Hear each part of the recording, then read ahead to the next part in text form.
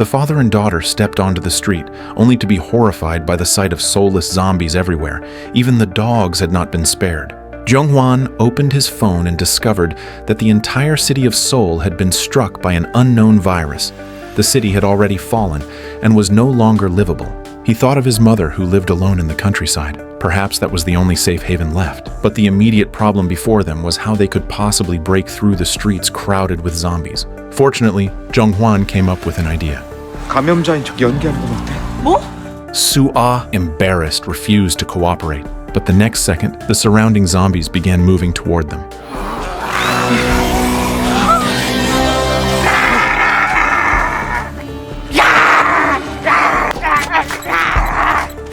Watching his daughter's brilliant performance, Jung-hwan could not help praising his own fine genes. Then he joined in, his movements and sounds even more exaggerated than the real zombies. But a disguise is still a disguise, and the zombies quickly sensed something was wrong and began chasing after them. Seeing this, the father and daughter started to run, but on the way, Soo-ah stumbled and fell, and a zombie grandmother lunged at her. Luckily, Jung-hwan reacted quickly and shielded Soo-ah with his own body, but his arm was bitten by the zombie grandmother. Just when he thought he was going to be infected, he realized that the zombie grandmother's false teeth had fallen out. Jung-hwan pushed the zombie away, then grabbed his daughter and continued their escape. But with the streets full of zombies, there was no way they could run to safety on foot.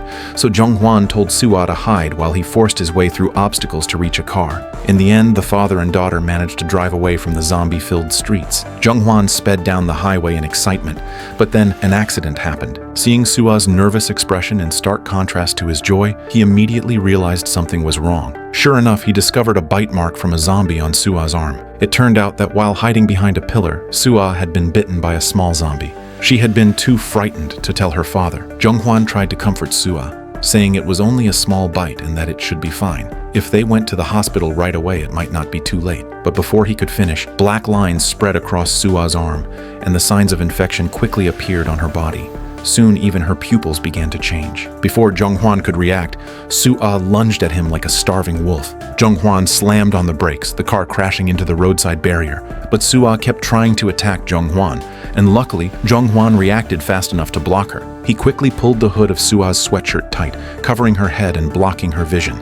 Then Jung-hwan unfastened the seatbelt and tied Soo-ah up. But as a zombie, Soo-ah's strength became frighteningly powerful.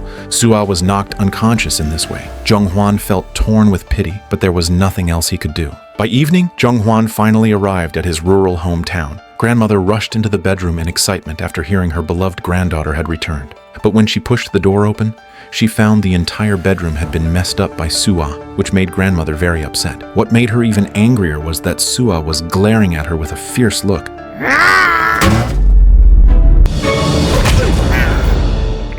Moments later, Soo-ah fainted again. When grandmother Bam-soon learned the truth, she broke down in sorrow and cried. Just then, an urgent news report aired on TV, announcing that the government and military had formed a special unit, now doing everything to stop the spread of the infection. The next day, Jung-hwan took Soo-ah to a rural hospital, but there he ran into soldiers shooting infected people. Jung-hwan could not allow his daughter to die under someone else's gun, so he brought Soo-ah back home. At the same time, the news reported again, warning that hiding infected people was a serious crime, urging everyone to report them immediately.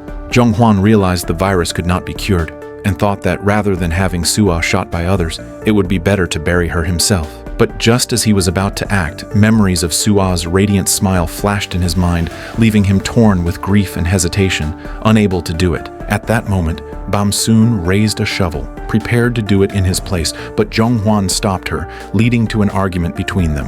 While they argued, Soo-ah slipped away. Jung-hwan and Bam-soon searched the village for a long time, but could not find her, until finally they discovered her in a storage shed. At this moment, Jung-hwan suddenly had a thought. Maybe Soo-ah still had some consciousness, because this storage room was Soo-ah's favorite place when she was a child. If she had completely become a zombie, she would not remember this place. But Bam-soon insisted Jung-hwan was delusional, because the news had said clearly, once someone became a zombie, it meant they were already dead. But Jung-hwan refused to believe it. He played Soo-ah's favorite song, and to his amazement, her body began to move to the music, making him believe even more strongly that she was still alive inside. That night, Sua's condition seemed a little better, and the news reported that if a zombie recovered some memories, it meant the virus inside was weakening. Hearing this, Zhonghwan's hope was instantly restored. He became convinced that Sua could still recover. Even Bam soon changed her mind, believing her granddaughter would get better. Just then, Zhonghwan's friend Dongbai suddenly came by to visit. He told Zhonghwan that the situation in Seoul was not looking good, and that it was safer to stay in the countryside. Before leaving, Dongbai wanted to see Sua. 저기 있네. 수아야! Dongbai made an excuse to leave first, but once he stepped outside, he took out his phone and prepared to make a report. Luckily, Zhonghwan stopped him in time. He begged Dongbei to keep the secret, saying that if he could awaken Sua's memories, it might stop the virus from spreading. He planned to put Sua through memory recovery training, but to Dongbai, this sounded like a complete fantasy. Still, since they were close friends, Dongbai finally agreed to keep Zhonghwan's secret. The next day, Dongbei came with good news. His friend worked at one of the biggest pharmaceutical companies in the United States, and they had developed a treatment that would soon be approved. Once available, Sua's symptoms could be improved. Dongbei also said he could help Zhonghwan with Sua's memory training. The following day, they took Sua to a quiet seaside spot to begin the training. But things got off to a bad start. Sua seemed unfriendly toward Dongbei. Soon after, Zhonghwan began social training with Sua, telling her to blink whenever she saw something she liked.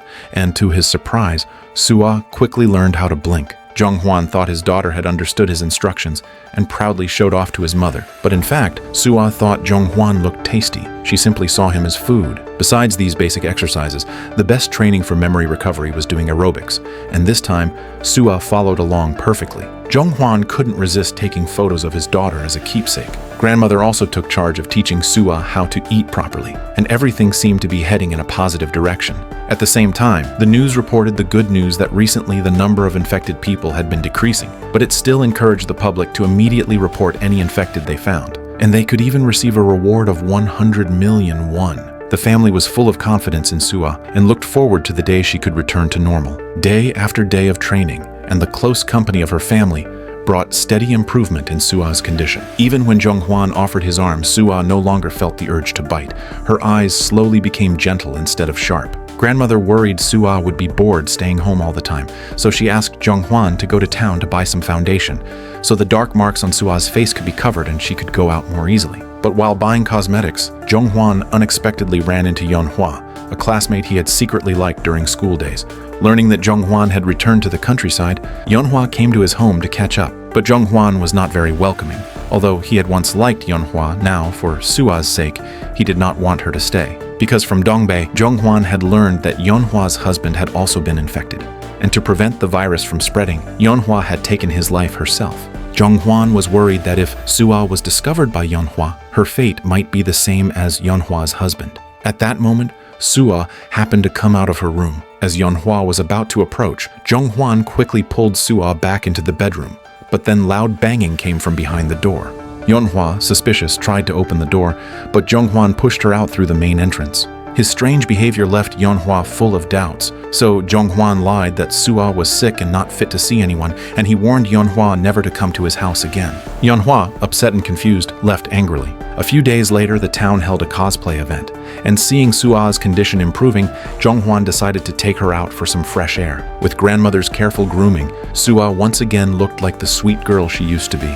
Dongbei, acting as a bodyguard, dressed up in costume as well. They all had a wonderful time at the event. But Yonhua, still suspicious, came to Zhonghwan's house again, and by accident discovered the notebook where he had recorded Sua's training progress, finally learning the truth. Yonhua demanded to know where Sua's mother was and why she had abandoned her daughter. Bam soon had not wanted to reveal the truth, but Yonhua threatened to call the hotline, leaving her no choice but to tell Sua's story. It turned out that Zhonghwan was not Sua's biological father but her uncle. Back then, Sua's mother sadly died in a car accident, and after receiving the insurance payout, Sua's biological father heartlessly abandoned the young Sua and left the family, and before long he started a new family. In the end, Zhonghwan took on the role of a father and stayed by Sua's side as she grew up. Bam soon begged Yonhua, saying that if she really wanted to report someone, then let the police arrest her instead, because right now the only one who could take care of Sua was Zhonghwan. At that moment, Zhonghwan and the others happened to return home. When Zhonghwan saw Yonhua holding a stick, he immediately felt a bad premonition. But Yonhua was surprised to discover that Sua was different from other zombies. She could actually understand Zhonghwan's words, so she decided to join them and help Sua recover her memory. Not long after, Yonhua took Sua to a special school, and the class only had 3 students, so they would not notice Sua's true identity. However, during gym class, Sua's face was accidentally hit by a basketball. She instantly lost consciousness and collapsed on the ground. When she was taken to the clinic, her face was already badly deformed. Thanks to Dongbei's skilled methods, Sua's face quickly returned to normal. Her classmates all came to the clinic door to check on her. It was clear they were getting along well with Sua. But one night, Sua's biological father came to Bamsoon, threatening her to hand over Sua. It turned out that Sua's strange behavior during the cosplay event had been secretly filmed and uploaded online, and he immediately recognized her as a zombie, planning to take her away to claim the 100 million reward. Bamsoon tried desperately to stop him, but he pushed her to the ground, then kidnapped Sua and took her away. He even called the authorities, asking if capturing a zombie alive could earn him double the reward. Meanwhile, after learning that Sua had been taken, Zhonghwan rushed out into the rain, taking a shortcut until he intercepted Sua's father's car. Zhonghwan beat the man fiercely, but the man reminded Zhonghwan that Sua's cosplay video had already gone viral online and that many more people would come to report her. Hearing this, Zhonghwan froze, and at that moment, the man bit Zhonghwan, then punched him repeatedly. Sua, watching her father being beaten, felt a sudden surge of anger.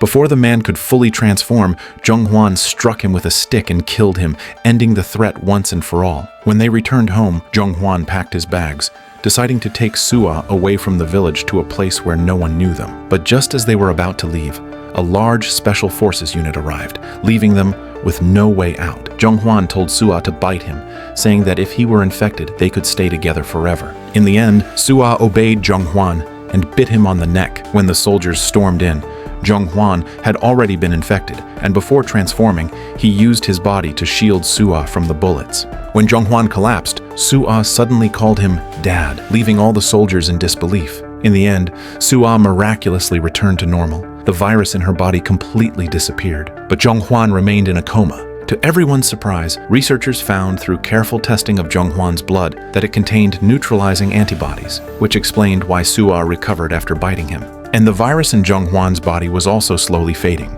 Although he was still unconscious, the symptoms were gradually improving, though it remained uncertain when he would wake up. In the final scenes, Sua participated in a talent show, her powerful stage performance winning the love of countless fans. When Yonhua played the video of Sua's performance for Zhonghwan, his fingers moved slightly. And that was the full story of the 2025 Korean horror comedy, My Daughter is a Zombie. This film became a box office hit of the summer season, earning strong results just 6 days after its release, and was regarded as one of Korea's phenomenal films of 2025. The movie was adapted from a webcomic of the same name, not only keeping the fantastical setting of a zombie family, but also adding original scenes of father-daughter dance interactions, winning praise from both fans of the original and new audiences, and is highly recommended to watch. Alright, that's all for today's story. Thank you for watching, and see you in the next video.